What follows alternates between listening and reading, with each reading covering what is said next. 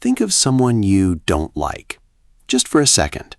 Maybe a coworker, a neighbor, or a stranger in the news you'd already made up your mind about within seconds. We do this every single day. We catch one glimpse of a person and we plant a flag in our minds. Good or bad, smart or stupid, worth our time or beneath it.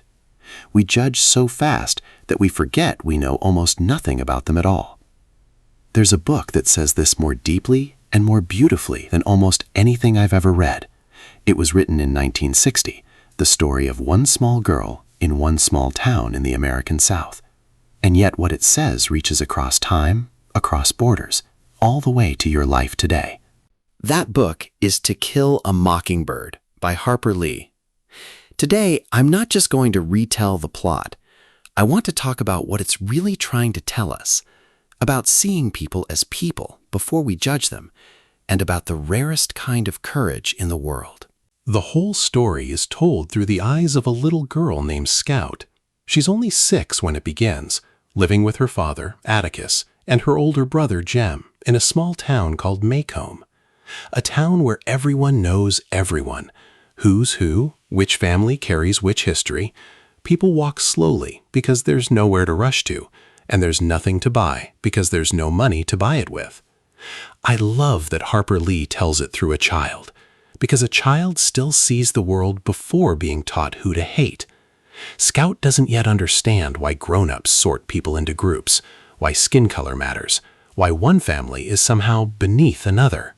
She asks the questions adults stopped asking long ago, because adults have grown so used to injustice that they no longer even see it.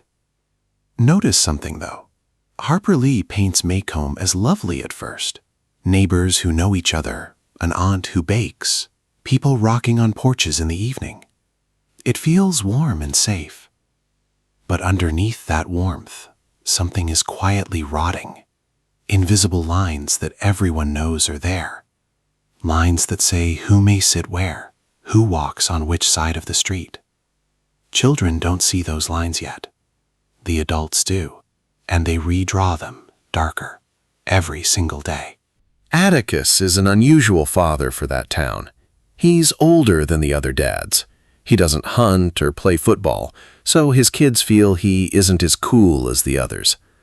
But what Atticus has, the others don't. He treats his children like people who can reason. He answers every question honestly. He doesn't lie to them, doesn't talk down to them. He even lets them call him by his first name and talks to them like equals. That's the soil these two children grow up in, and it's why they'll come to see the world so differently from the rest of the town. But the peace of that summer is about to end, because their father is about to take on a case, one that will change the whole town and change these two children forever. There's one line in this book I know by heart, and I want you to take it home. Atticus tells his small daughter, "You never really understand a person until you consider things from his point of view, until you climb into his skin and walk around in it." It sounds like a pretty saying, doesn't it? But think about it. It's incredibly hard to actually do. Because our nature, when we meet someone who does something we don't like, is to conclude instantly, that's just the kind of person they are. We sit in our own chair and judge someone walking a road we've never walked. Scout hates a teacher, hates a sharp-tongued neighbor, hates a poor classmate. And each time her father gently walks her around to the other side. The teacher is new, doesn't understand the town yet. The neighbor is bitter because she's sick and suffering. The poor boy didn't steal. He simply had nothing to eat. And once you see it from their side, the hatred in your chest slowly melts into understanding. There's a small scene I love.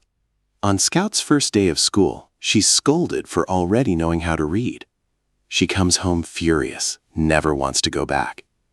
Atticus doesn't say the teacher's wrong or that she's wrong. He just helps her imagine the teacher's side. Fresh out of college, first day in a strange town, scared, trying her best. And the anger eases. That's the thing about walking in someone's shoes. It doesn't mean you agree with them. It just means you can stop hating them. There's another that cuts deeper. A bitter old neighbor, Mrs. Dubose, screams insults at the children. Jem hates her so much that one day he destroys her flowers. Atticus makes him read to her every afternoon as punishment. After she dies, Jem learns the truth. She was addicted to morphine from a long illness, and she was determined to die free of it, in agony. Jem's reading carried her through the worst hours of each day. Atticus tells his son, that is real courage, someone who fights even knowing they're beaten before they start. A boy who saw only a mean old woman learns that behind the people we despise, there's often a battle we never knew about. This, I think, is the lesson the world most needs right now. We live in an age where we can judge a whole person in 3 seconds, from one post, one comment, one short clip. We never know how many nights they couldn't sleep, what they're carrying, where they hurt. We see a sliver of them, and we sentence the whole. The book is whispering to us, before you plant a flag that says someone is bad, walk one step in their shoes first. Now we come to the heart of it. Atticus is a lawyer, and he's assigned to defend a black man named Tom Robinson. Tom is accused of assaulting a young white woman. And in the American South of the 1930s, that accusation was very nearly a death sentence already, no matter what the truth was. This is where the book hurts the most, because the whole town had judged Tom before the trial even began. Not because of evidence, not because of reason, because of the color of his skin. The town couldn't see Tom as a person. They saw only skin and filled in the rest of the story themselves. Let me set the scene. The whole town comes to watch. The ground floor packed with white townspeople, black townspeople allowed only in the balcony above, and the 3 children sneak up to watch from that balcony with the black community. From up there, they watch their own father do something no one else in town would dare, stand up for a black man in front of a town that wants him dead. In court, Atticus carefully lays out the evidence. Tom couldn't possibly have done it. One of his arms is crippled, useless, and the woman's injuries were on a side only a man using his other hand could have caused. The evidence is so clear, there's almost nothing to argue. He speaks to the jury, calm but firm. This case should never have come to court. He reminds them that there is one place in this country where all men are supposed to be equal, rich or poor, any color. And that place is a courtroom. He begs them to keep it sacred, to judge by the evidence, not by skin. And do you know what happens? The jury takes an unusually long time, which in a town like that was itself astonishing. It meant Atticus's words had reached someone. But in the end, the verdict comes as the whole town expected. Guilty. Even with the evidence proving him innocent, they chose to believe a lie, because believing the truth would mean admitting that a white person lied and a black man told the truth, and their world could not bear that. And it doesn't end there. Tom loses all faith in the justice of white men and tries to escape from prison, and is shot 17 times, as though one innocent man's life were worth nothing at all. This is the face of prejudice, stronger than the truth. And here's the detail that haunts me most. The woman who accused Tom wasn't really a villain in the simple sense. She was poor, lonely, trapped in a brutal home, reaching for the one thing her world told her she could still claim power over, the word of a white person against a black one. She lied not out of pure evil, but out of fear and shame. The book asks us to see even her with some understanding, which is almost unbearable, and that's the point. Prejudice isn't only monsters doing monstrous things. It's frightened, ordinary people choosing the comfortable lie, one small choice at a time. That's what makes it so dangerous and so close to home. It doesn't look like hatred from the inside. It looks like fitting in. Many people ask, if Atticus knew he'd lose, why fight at all? This is what makes Atticus one of the most beautiful characters in all of literature. He tells his children, "Courage isn't a man with a gun in his hand. It's knowing you're licked before you begin, but you begin anyway, and you see it through no matter what." Sit with that line for a moment. We tend to think courage means winning, being strong, holding the power. But Atticus is saying real courage is standing on the side of what's right, even knowing the whole town will hate you, knowing you'll lose, knowing there's no reward waiting. He does it because it's right, not because it will win. There's a scene that captures him perfectly. A rabid dog comes staggering down the street, a danger to everyone. The sheriff hands Atticus the rifle and tells him to shoot. The children are stunned. They never knew their father could shoot. Atticus takes a single aim and drops the dog with one shot. It turns out that as a young man, Atticus was the deadliest shot in the county. But he'd put the gun down for life. The children ask why. Because having a gift that puts you above other living things doesn't mean you should use it. Holding back the power you have is the true measure of who you are. They realized their father's real strength was never the rifle. It was choosing not to use it and going to fight with reason instead. And Atticus doesn't just say these things. He lets his children watch him live them. One night before the trial, a mob gathers at the jail to harm Tom. Atticus goes and sits alone at the door, facing the angry crowd with empty hands. What breaks the mob isn't force, it's Scout, a small child who runs up and in pure innocence greets one of the men by name, asks after his son. That child's innocence makes the man see Atticus as a human being again, and the crowd melts away. Sometimes what stops hatred isn't violence. It's someone reminding us that the other side is a person too. Remember the mysterious man in that house, Boo Radley? All through the story, the children are terrified of him. They tell stories that he's a monster, a madman who eats raw animals, a shadow that comes out at night.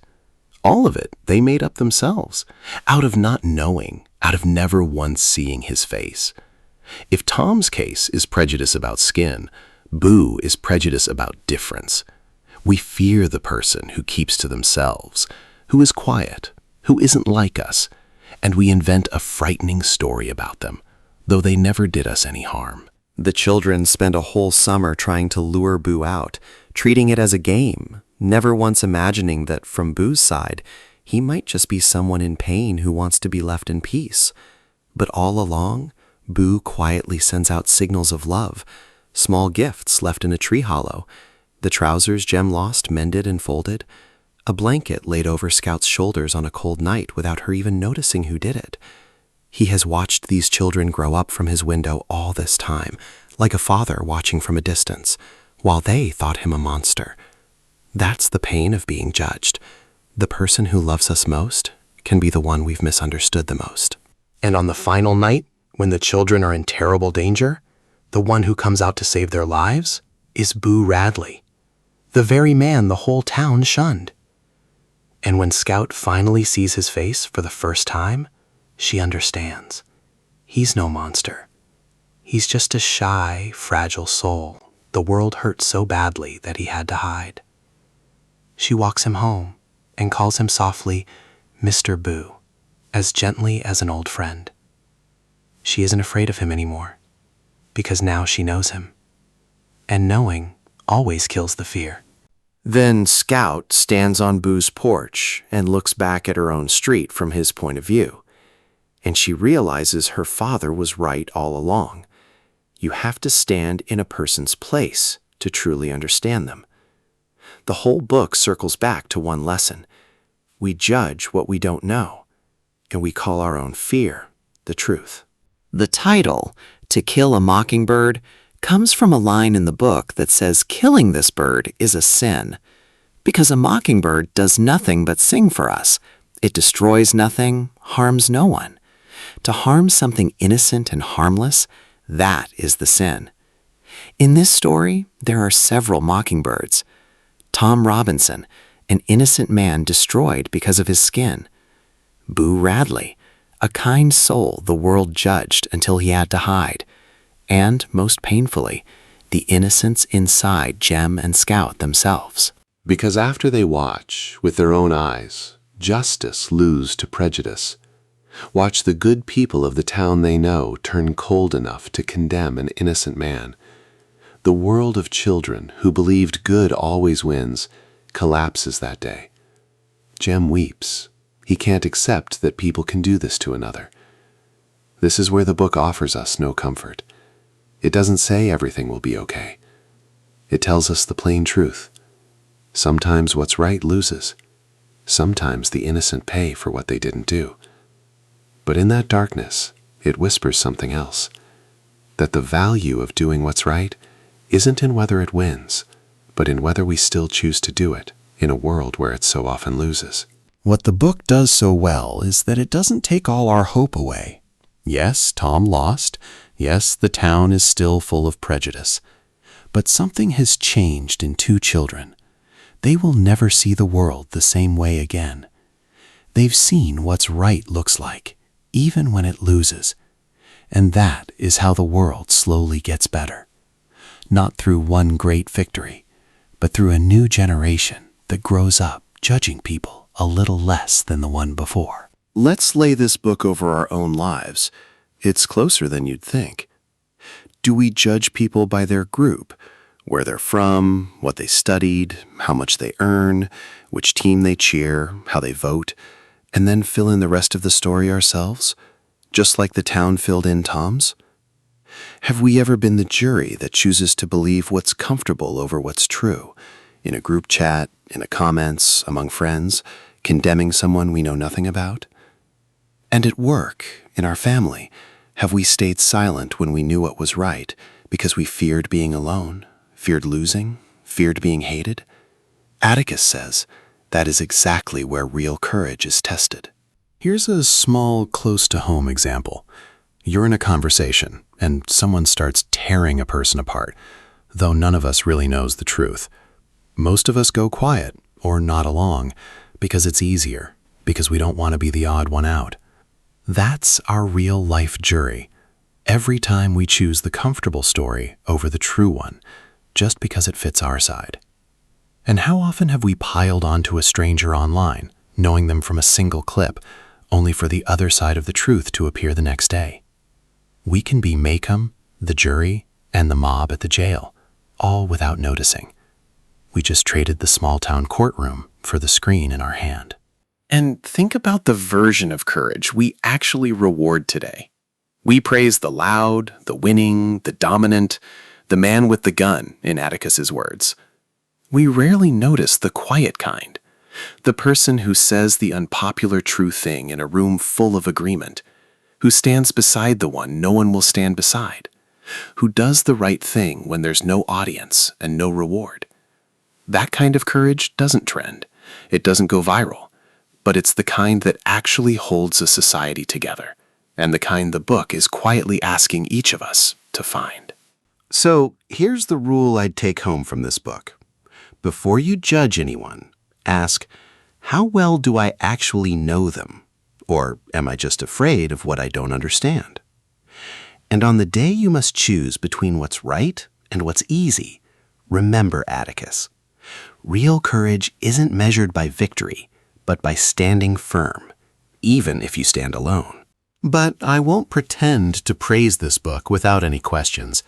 As someone who reads a lot, I think there are parts we should look at with today's eyes. Later critics have pointed out that the story is told mainly through a white family's perspective.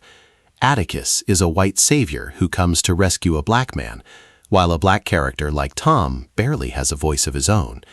He's almost the perfect victim that lets white readers feel good about feeling sympathy, rather than a person with his own life and power.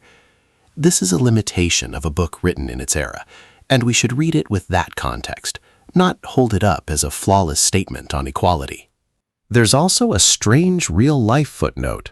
Decades later, an early draft of Harper Lee's was published, called Go Set a Watchman, in which an older Atticus holds racist views. It shocked and saddened readers worldwide. Their hero wasn't as perfect as they thought. But maybe that teaches its own accidental lesson, that no one is 100% saint. Even the people we idolize have flawed sides and are children of their own time, which only reinforces what the book itself was saying. Don't judge a person as all white or all black, because humans are always more complicated than that, even Atticus. And one more thing to watch for. We mustn't read this book and feel, I'm a good person because I sympathize with Tom. Sympathizing with the victim from our comfortable seat is easy.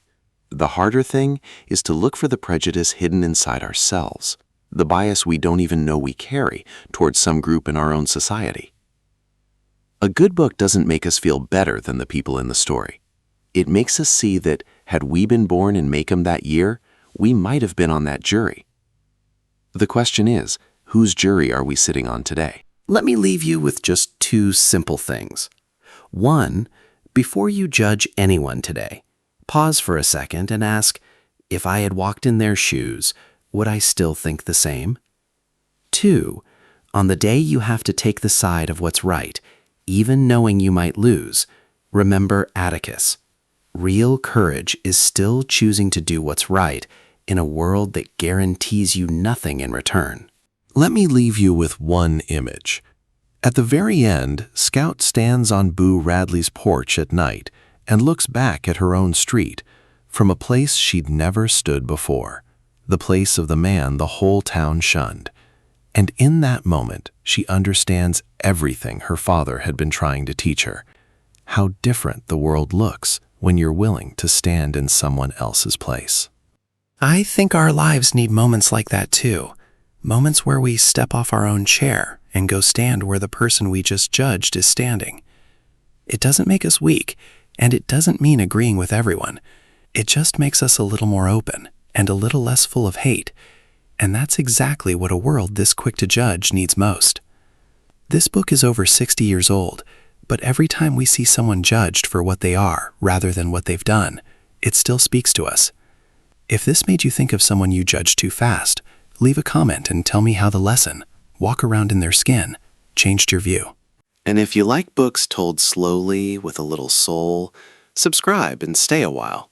I'll keep telling you about good books, in no hurry, for a long time. Take care of yourself. See you on the next one.